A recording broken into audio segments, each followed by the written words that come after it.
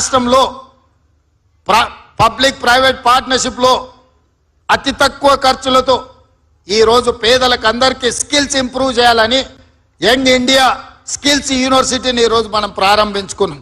బోర్డులో Anand Mahindra and Mahindra group, మనకు Mahindra vehicles కనిపిస్తాయి కదా, ఆ కంపెనీ చైర్మన్ ఈరోజు మన యూనివర్సిటీ చైర్మన్. సో ఆ విధంగా రెడ్డి ల్యాబ్స్ వాళ్ళు, అపోలో హాస్పిటల్ వాళ్ళు, పెద్ద పెద్ద కార్పొరేట్ కంపెనీలు నడిపే వాళ్ళను ఆ యూనివర్సిటీ బోర్డులో డైరెక్టర్స్గా పెట్టినాం.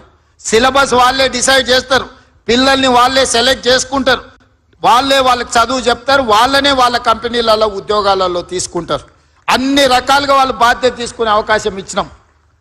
అదేవిధంగా ఐటీఐలు 1956లో మొట్టమొదటి ఐటీఐలు ప్రారంభించారు.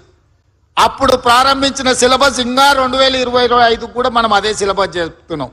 Diesel mechanic, fitter, plumber, electrician అని.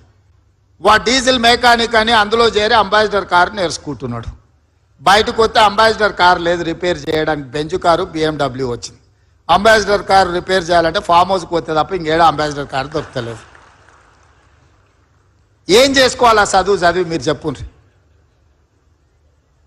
ప్లంబర్, ఎలక్ట్రీషియన్ వాళ్ళు నేర్చుకుంటున్న చదివేంది, వాళ్ళు బయటకు వస్తే ఉన్న అవకాశాలేంది. అందుకే ఈరోజు 65 ఐటీఐలు ఉన్నాయి తెలంగాణ రాష్ట్రంలో. వాటిని చూసిన తర్వాత నేను టాటా కంపెనీతో మాట్లాడినా, టాటా చైర్మన్తో మాట్లాడి ఒక అవగాహనకు వచ్చిన. ఈ ఐటీఐలు కాలగర్భంలో కలిసిపోతున్నాయి. 40-50 ఏళ్ల కింద మాకు అవసరమైన సాంకేతిక నైపుణ్యాన్ని నేర్పించడానికి సిలబస్ ఇన్స్ట్రక్టర్స్ను సెలెక్ట్ చేసుకున్నారు. ఇది కుదరదు, దీన్ని మార్చాలని టాటా కంపెనీతో మాట్లాడుకొని 2400 కోట్ల రూపాయలు ఈరోజు టాటా కంపెనీ దాన్ని అప్గ్రేడ్ చేయడానికి పెట్టారు. ఇవాళ ఐటీఐలను అడ్వాన్స్డ్ టెక్నాలజీ సెంటర్స్గా ATCలు. ఈరోజు అసలు అక్కడ ఉన్న సాంకేతిక నైపుణ్యం, అక్కడ పెట్టిన ఎక్విప్మెంట్ చూస్తే నాకే కళ్ళు చెదిరిపోయేటంత లేటెస్ట్ టెక్నాలజీని పెట్టిండ్రు.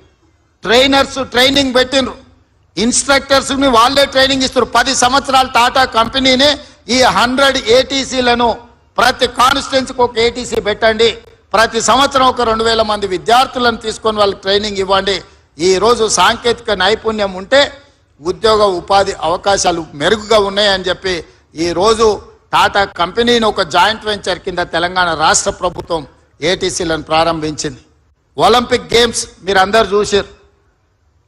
140 కోట్ల జనాభా ఉంది, ఒక గోల్డ్ మెడల్ రాలే. మా పిల్లలు బాగా వినాలి, మా స్కూల్ స్టూడెంట్స్.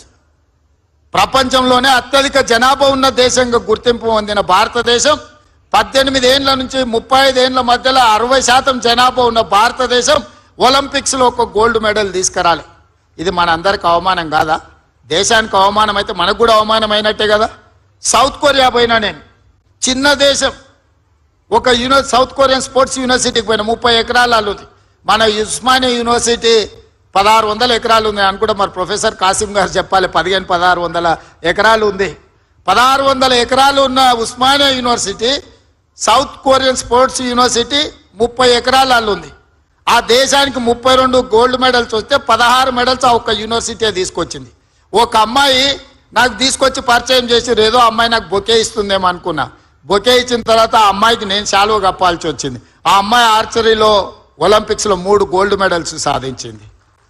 ఒక అమ్మాయి south Korean sports university student నాకు బొకే ఇవ్వడానికి వచ్చింది అనుకున్న, తీరా చూస్తే నేనే శాలువ తీసి ఆ అమ్మాయికి కప్పాల్సిన అవసరం వచ్చింది. ఎందుకంటే 3 గోల్డ్ మెడల్స్ తీసుకొచ్చింది ఆర్చరీలో.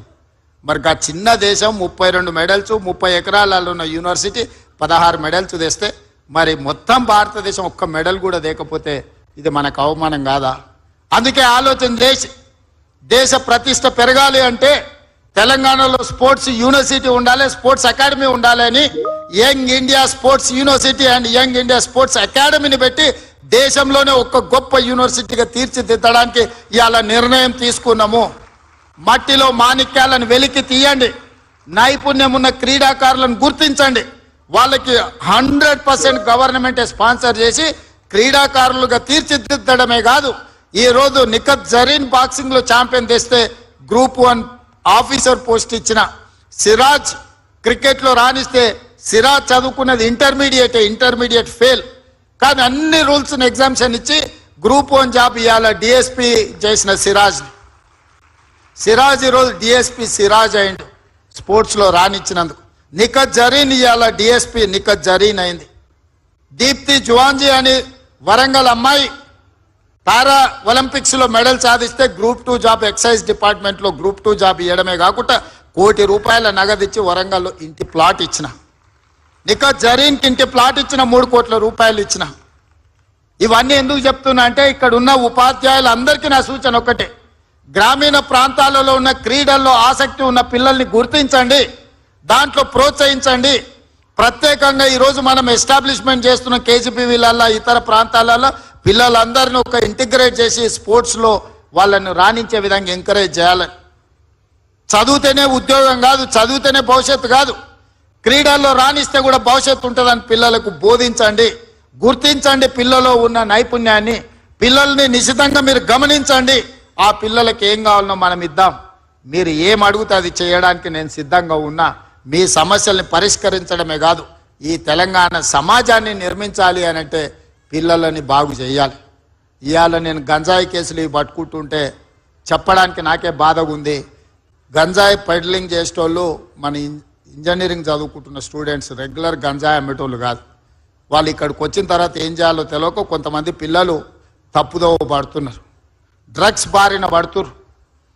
చిన్న చిన్న పట్టణాలకు కూడా చేరుకున్నది. ఒకప్పుడు పెద్ద పెద్ద యూనివర్సిటీల్లో ఎక్కడో ఉండేది, బాగా డబ్బులు ఉన్న వాళ్ళకి ఇట్లాంటి అలవాట్లు జబ్బులు ఉంటాయని విన్నా. కానీ ఇప్పుడు అట్లా లేదు, తాలూకా లెవెల్ కూడా పాకిపోయింది గంజాయి, ఈ డ్రగ్స్ వ్యసనాలు. గమనించండి పిల్లల్ని, తప్పుదోవ పట్టే వాళ్ళను దారి మళ్ళించాలి, వాళ్ళందరినీ దారిలో పెట్టాల్సిన బాధ్యత కూడా మనకే ఉంది. ఇంతకుముందు ఒకప్పుడు తల్లిదండ్రులకు పిల్లలు 4, 5, 6 మంది ఉండేది, ఉమ్మడి కుటుంబం లాక్కుండేది. ఒక్కొక్క తల్లిదండ్రులకు 5-6 మంది పిల్లలు. ఇప్పుడు మీకు తెలుసు ఒకరు లేక ఇద్దరికి వచ్చేసినాం. ఆ ఒకరో ఇద్దరో పిల్లలు తప్పుదోవ పడితే ఆ తల్లిదండ్రుల శోకము మనం అర్థం చేసుకోవాల్సిన విషయం ఉంది. అందుకే తెలంగాణ రాష్ట్రంలో ప్రభుత్వం ఏర్పడ్డ తర్వాత ఈ గంజాయి డ్రగ్స్ పట్ల కఠినంగా వ్యవహరిస్తున్నాం. కొత్త డిపార్ట్మెంట్ని ఏర్పాటు చేసినాం, ఈగల్ ఫోర్స్. ఆకాశంలో గద్ద ఎట్లయితే కోడి పిల్లని చూస్తుందో గంజాయి మొక్క మొలిసిన తెలంగాణలా చూస్తాము, వాళ్ళ సంగతి తేలుస్తామని చెప్పి ఈరోజు ఈగల్ ఫోర్స్ని తీసుకొచ్చినాం. ఇవన్నీ కూడా పిల్లల భవిష్యత్తు కోసమే. ఈరోజు ఇన్ని ఆలోచనలు చేస్తున్నది ఈ పిల్లల కోసమే. ఈరోజు 1,20,000 మంది టీచర్లని ప్రభుత్వం సంవత్సరానికి ₹40,000 కోట్ల విద్య మీద ఖర్చు పెడుతుందంటే ఈ పిల్లల భవిష్యత్తు కోసమే. ఈ పిల్లల భవిష్యత్తే రేపటి దేశం యొక్క భవిష్యత్తు, తెలంగాణ పునర్నిర్మాణం యొక్క భవిష్యత్తు. ఆ భవిష్యత్తును మీ అందరి చేతుల్లో పెడుతూ ఈ బాధ్యతతో మన అందరం వ్యవహరిద్దాం.